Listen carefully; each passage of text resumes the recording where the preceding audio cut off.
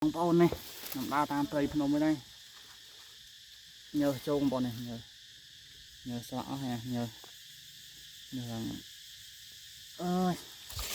hot chạy tập vô mà tam phát chẳng này dân đào tam tây phun